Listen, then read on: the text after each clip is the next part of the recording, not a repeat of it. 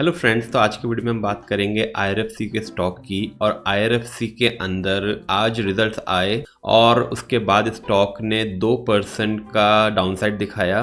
तो डिटेल में बात करेंगे आईआरएफसी के रिजल्ट्स कैसे रहे और आने वाले दिनों के अंदर आईआरएफसी के स्टॉक में कैसा व्यू नज़र आता है, क्योंकि बजट आने वाला है और बजट के अंदर रेलवे एक बहुत ही इम्पॉर्टेंट वेटेज रखता है और आईआरएफसी इंडियन रेलवेज का फाइनेंसिंग आर्म है। तो खासा इम्पैक्ट बजट का इस स्टॉक पे पड़ सकता है और आईआरएफसी एक मिनी रत्न पब्लिक सेक्टर की कंपनी है। आइए देखते हैं कैसे रहे रिजल्ट्स और बात करते हैं टेक्निकल्स के बारे में। तो कंपनी ने नेट प्रॉफिट 1630 करोड़ का शोकेस किया अपने Q3 क्वार्टर के अंदर, और जो 2% इंक्रीज है year on year. Revenue from operations बड़े 0.4% से, जो 67,000-6300 करोड़ के रहे, और स्टॉक अगस्त 2024 से ऑलमोस्ट 25% नीचे गिर चुका है। तो डिटेल में देखते हैं आईआरएफसी के रिजल्ट्स। तो देखिए, क्विक फंडामेंटल्स पे बात कर लेते हैं। अब 28 के पी पे स्टॉक है और बुक वैल्यू 39.8 की है, करंट प्राइस 142, और आरओसी और आरओई 5.37 और 13.7। और अगर होल्डिंग की बात करें तो स्टॉक में अभी भी 86.36% प्रमोटर्स के पास है, जो कि गवर्नमेंट ऑफ इंडिया है। 1.01% एफआईआईज और डीआईएस के पास 1.24 और पब्लिक के पास 11.40%। अब इसके क्वार्टर रिजल्ट देखते हैं। तो क्वार्टर रिजल्ट्स के अंदर जैसे हमने बात करी कि तो अगर सेल्स की बात करें तो इस क्वार्टर में 6763 करोड़ की सेल्स रहे, जो ऑलमोस्ट 25 करोड़ ज़्यादा हैं अपने दिसंबर क्वार्टर के सेल्स से। और अगर नेट प्रॉफिट की बात करें तो 1631 करोड़ का नेट प्रॉफिट रहा, जो पिछले साल 1599 करोड़ से, तो ऑलमोस्ट 2% की ग्रोथ दिखाई year on year net profit के अंदर। ऑपरेटिंग मार्जिन्स, क्योंकि फाइनेंसिंग कंपनी है तो बहुत ही अच्छे ऑपरेटिंग मार्जिन्स हैं।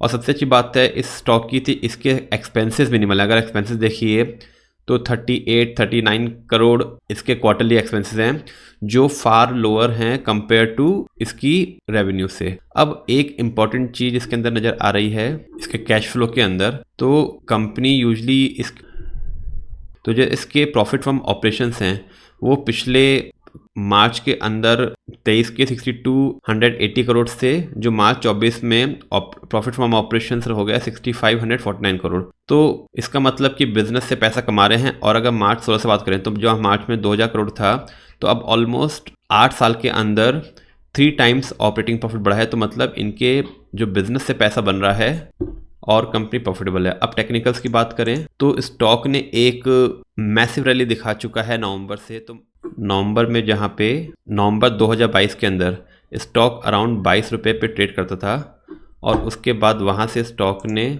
ऑलमोस्ट 600 गुना, तो देखिए 605 टाइम्स, तो ऑलमोस्ट 6 टाइम्स स्टॉक बढ़ा।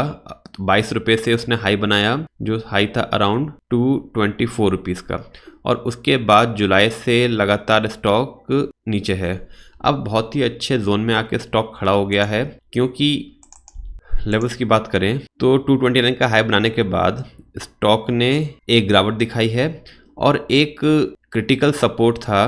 तो देखिए जैन 24 में इसने 192 का हाई बनाया था इस पॉइंट के अंदर 192, और उसके बाद स्टॉक के अंदर प्रॉफिट बुकिंग आई थी। और प्रॉफिट बुकिंग आने के बाद स्टॉक ने एक अच्छा बेस बनाया था अराउंड 136 रुपीज़ का।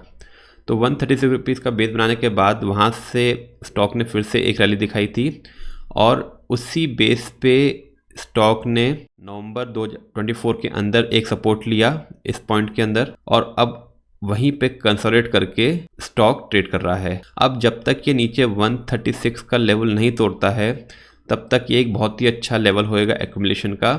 क्योंकि अगर टाइम वाइज भी देखें तो देखिए ये लेवल आया था अक्टूबर में। अब अक्टूबर से ऑलमोस्ट 3 मंथ्स हो चुके हैं, तो 3 मंथ से स्टॉक यहाँ पे एक स्ट्रॉन्ग सपोर्ट में कंसोलिडेशन कर रहा है। अब यहाँ से अगर मार्केट के सेंटिमेंट्स अच्छे होते हैं तो स्टॉक यहाँ से एक रिवर्सल लेने की कोशिश करेगा, और ऊपर में पहला टारगेट बनेगा 192 का। और अगर बजट के अंदर कोई पॉजिटिव न्यूज़ आती है रेलवेज़ के लिए तो यहाँ से एक प्री बजट रैली या पोस्ट बजट रैली दिखा सकता है स्टॉक। और अगर 136 को ब्रेक करता है तो फिर इसमें नीचे में एक ब्रेकडाउन दिखेगा जो इसको फिर से ले जाएगा अराउंड 100 रुपये के आस, जो इसको नीचे ले जाएगा अराउंड 116 रुपये के आसपास। तो अगर 136 नीचे ब्रेक होता है तो नीचे 116 रुपये का नेक्स्ट टारगेट बनेगा। लेकिन क्योंकि पिछले 3 महीने से यहाँ पे कंसोलिडेट कर रहा है तो इस लेवल से प्रोबेबिलिटी लगती है कि मार्केट सेंटीमेंट अगर सुधरे तो ये रिबाउंड करने की कोशिश करेगा। तो इन लेवल से आप IRFC के अंदर अपनी पोजीशंस को मैनेज कर सकते हैं। और दोस्तों, ये बिल्कुल भी इन्वेस्टमेंट टिप नहीं, ये एजुकेशन वीडियो है।